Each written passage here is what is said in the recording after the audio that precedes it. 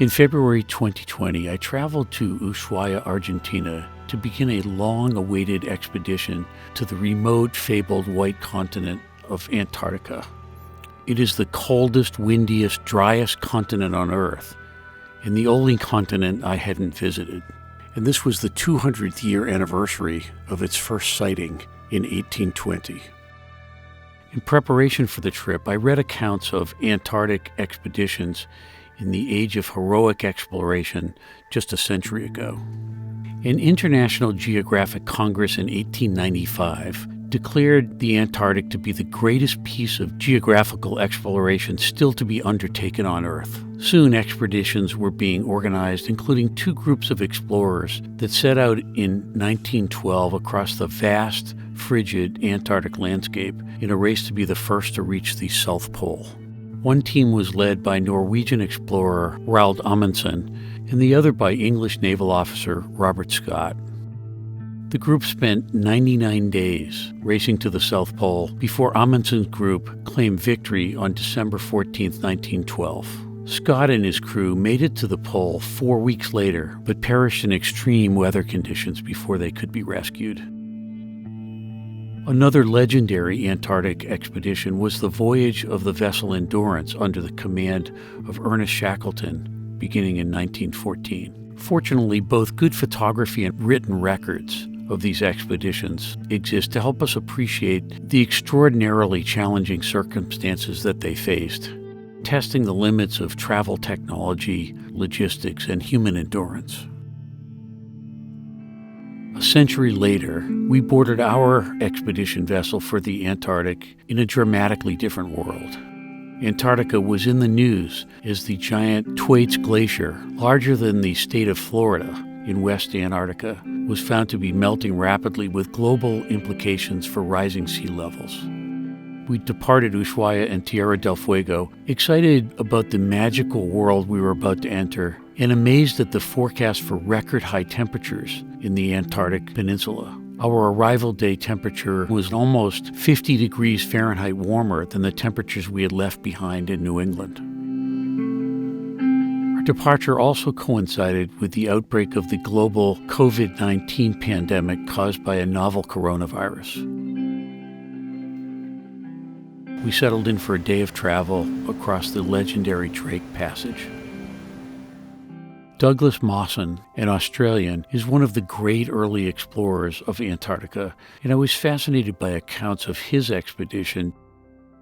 Mawson's first-hand account of his years there is full of heart-stopping adventures and heroic perseverance. Here's an excerpt from his diary.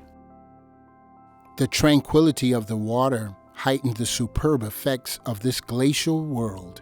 Majestic tabular bergs whose crevices exhaled a vaporous azure, lofty spires, radiant turrets, honeycombed masses illuminated by pale green light within whose fairy labyrinths the water washed and gurgled. Seals and penguins on magic gondolas were the silent denizens of this dreamy Venice.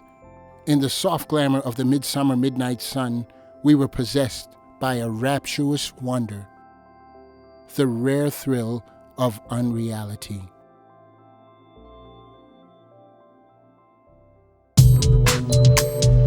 Welcome to the National Geographic Explorer on our expedition to Antarctica. For the next 10 days, we'll be visiting one of the most remote locations in the planet.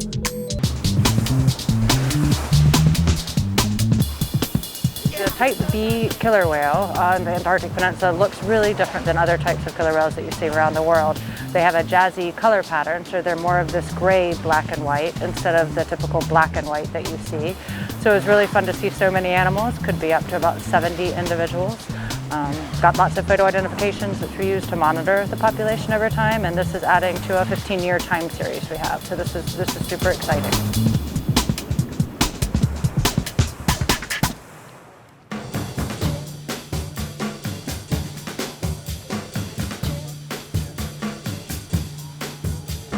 We're in Dolman Bay at the Melchior Islands. So what we're going to do is just cruise around, see what we can find.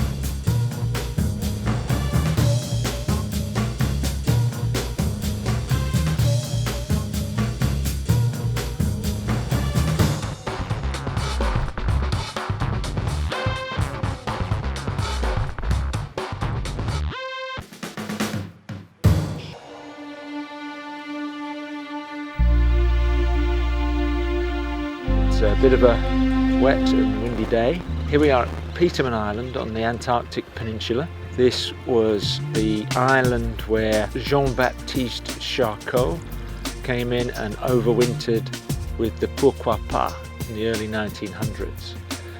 When Charcot was here 100 years ago, this island was home to only Adelie penguins, or mainly Adelie penguins, and they're the ones that are dependent on snow and ice, and they're the true Antarctic penguin. They like to nest on the peninsula here. The gentoos were further north. In the 40s, it was discovered that there were more gentoos here, a lot more gentoos, and it was the furthest south gentoo colony that was known at the time. Now, with the way things are changing, things are warming up, it appears that there's another gentoo colony 10 miles further south than here as well. So the sign of things are changing. And there are very few Adelie penguins, just one or two. So over that 100 years, and more recently over the last 40 years, we've seen quite a significant change.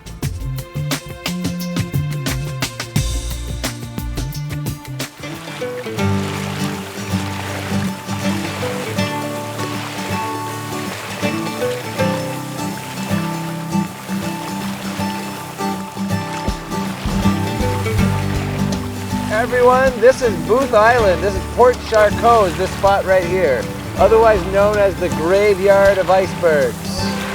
Yes, here's where they go to die.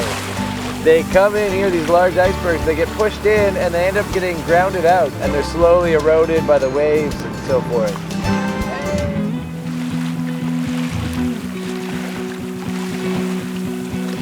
So people come to the Antarctic for the penguins, but if you ever come back, it will be for the ice. Today we're gonna embark on a Zodiac cruise, and this cruise for me is all gonna be about ice because we are surrounded by huge mountains. All these mountains are heavily glaciated, and these glaciers of course are coming from snow. The Antarctic Peninsula in this area where we are right now gets about 10 feet of snow per year, and that snow piles up and now it's just oozing down these mountains.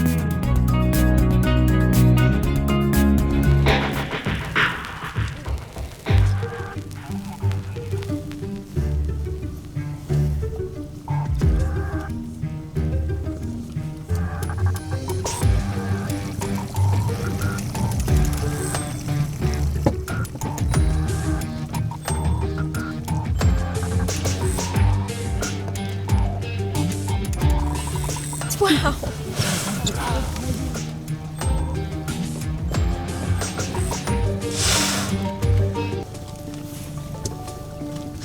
Is that the mum? Yeah. The calves are born where it's warmer, and then they come down here and feed up before they go back for the next year of breeding madness. The calf and cow are together for at least a year, maybe up to 2, I don't know. Lichens stay together forever.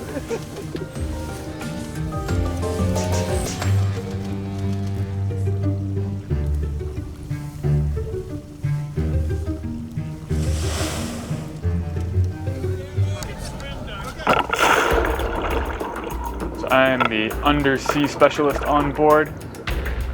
Throughout the course of our voyage.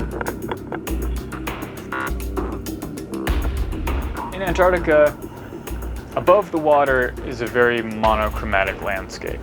You see blues, whites, and blacks, pretty much everywhere you turn. But below the waves is a whole galaxy of color.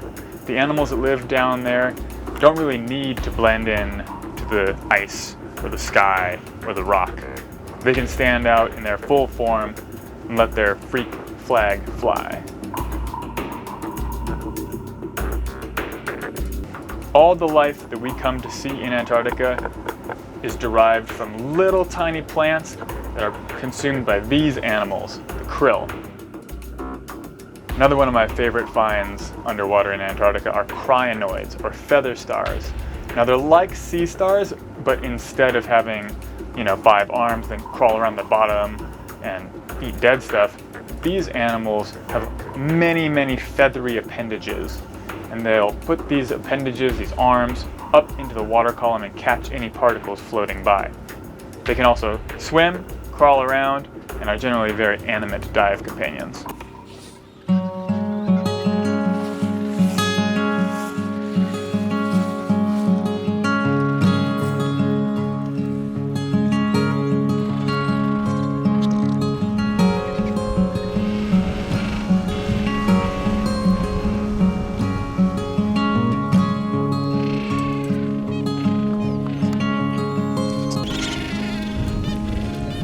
Gentoo penguins is a very adaptable species, and there are several populations all the way from the Falklands Islands to all the way to the south part of the Antarctic Peninsula. The ones that are farther, in all the populations, the incubation period is around 35 days, but the fledgling period changes a lot between the Falklands Islands, which can be 150 days, to only 65 days here in the Antarctic Peninsula. As farther south as you go, as earlier the chicks fledge.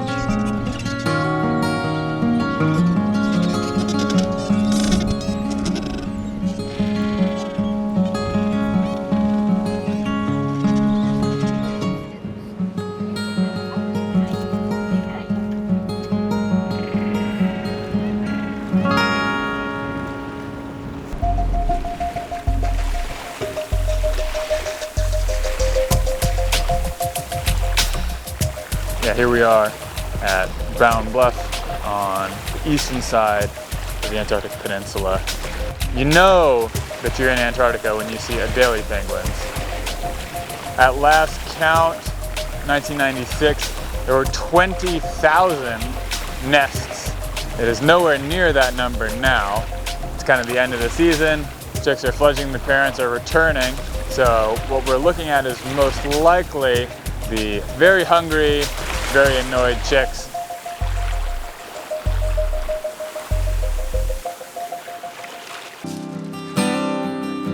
Today, we're concluding our expedition. This is our final day. I know, it's sad, but we're visiting Half Moon Island, which is one of many islands in the South Shetland Islands, and it's this tiny little island that's got tons of life on it, beautiful scenery.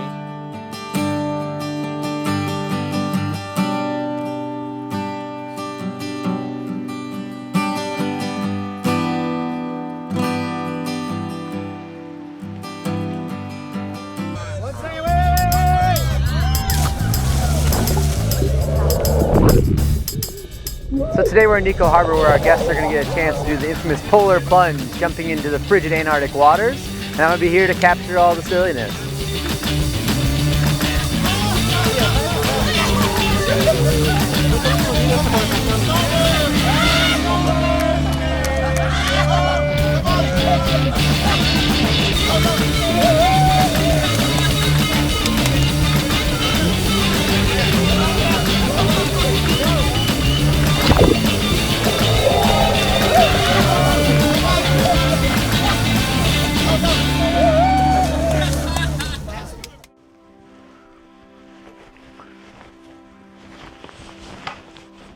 Well, it's now been several months since my invigorating polar plunge into the frigid waters of Antarctica, and my vocal cords are finally working again. So I'm able to say that we were treated to an amazing experience from a number of perspectives. The scenery was magical, spectacular, and sometimes otherworldly. We're aware that 2/3 of the world's fresh water is frozen in the Antarctic ice sheet, and massive icebergs and glaciers were a constant reminder of that during our visit. Amidst these were towering, rugged mountains, including extinct volcanoes that made for great hiking. The wildlife was awe-inspiring. At times we found ourselves in the midst of superpods of whales and dolphins. We saw sea lions, seabirds, and vast populations of penguins.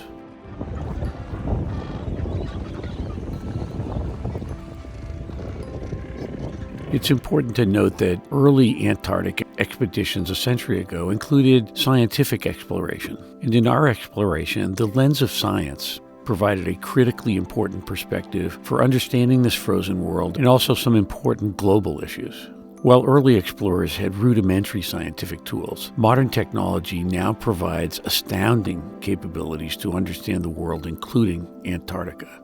And we live in a time when this scientific perspective is of momentous importance. Recent studies raise urgent issues about climate change, sea level rise, increasing weather severity, air and water quality, species extinction, and other threats to the future habitability of the planet. Scientists and other experts on our expedition were wonderful resources for exploring these issues on board the National Geographic Explorer. We learned about complex ocean ecosystems in the Antarctic in frigid habitats below vast expanses of ice. These are phytoplankton-rich waters that support an immense biomass of Antarctic krill. Krill are small swimming crustaceans that are the main diet of most marine predators in the southern oceans. So monitoring the abundance of krill is important. And there are concerns that the extraction of krill for animal feed or other purposes may have implications for the viability of whales and other species. We watched scientists get biosamples from whales by flying drones through the exhalation spouts when these amazing creatures surface. These so-called snotbot samples can be analyzed to determine the health status of whales, including sophisticated microbiome testing to understand microbial flora of individuals or groups. During the expedition, Dr. John Durbin explained that scientists have long wondered why whales migrate from feeding grounds in the Southern Ocean to warmer waters thousands of miles north. By following whales via satellite tags and getting images via drones, scientists have just discovered that the purpose of these migrations is for skin health through molting. As Treasurer Emeritus of the American Association for the Advancement of Science, I was pleased to see that Dr. Durbin and his colleagues published these findings in the AAAS journal Science just weeks after our expedition. In subsequent discussions, Dr. Durbin has explained that killer whales can be sentinels for environmental threats. Their reduced numbers and weaker conditions, seen from drones, signals feed deficiencies and stress in the southern oceans. My interest in issues of this kind stem in part from my role as a patron of nature at the International Union for the Conservation of Nature. IUCN is the global authority on the status of the natural world and measures needed to safeguard it. The IUCN Red List of threatened species is the world's most comprehensive inventory of the global conservation status of plant and animal species. Among all of the scientific topics on our mind during this expedition, the challenge of changing global climate dominated our thinking for the same reasons that it's become one of the central policy issues of our times. Our discussions benefited from the presence of Christiana Figueres, who served as Executive Secretary of the United Nations Framework Convention on Climate Change. Christiana has recently published a book about surviving the climate crisis. Via discussions with her and the scientific staff, we began to understand the profound effect of the Antarctic on global climate and ocean systems. We came to view this frozen continent as a vitally important natural history laboratory and a place that holds records of Earth's atmospheric conditions for the past 1,000,000 years. We discussed and debated policies and programs for wise stewardship of the Antarctic and the planet as we watched the spectacle of rare and alarming waterfalls cascading from the glaciers as we cruised along the Antarctic Peninsula. We also noted low levels of sea ice, and we walked across gravel landscapes previously covered by immense sheets of ice. Poets and musicians and others have attempted to try to capture the spirit and nature of the Antarctic. Here's one example from Andrew Denton. If Antarctica were music, it would be Mozart. If art, it would be Michelangelo. If literature, it would be Shakespeare. And yet, it is something even greater, the only place on Earth that is still as it should be. May we never tame it. Andrew Denton. When famed explorer Roald Amundsen was asked to describe the Antarctic, he once said this: "The land looks like a fairy tale."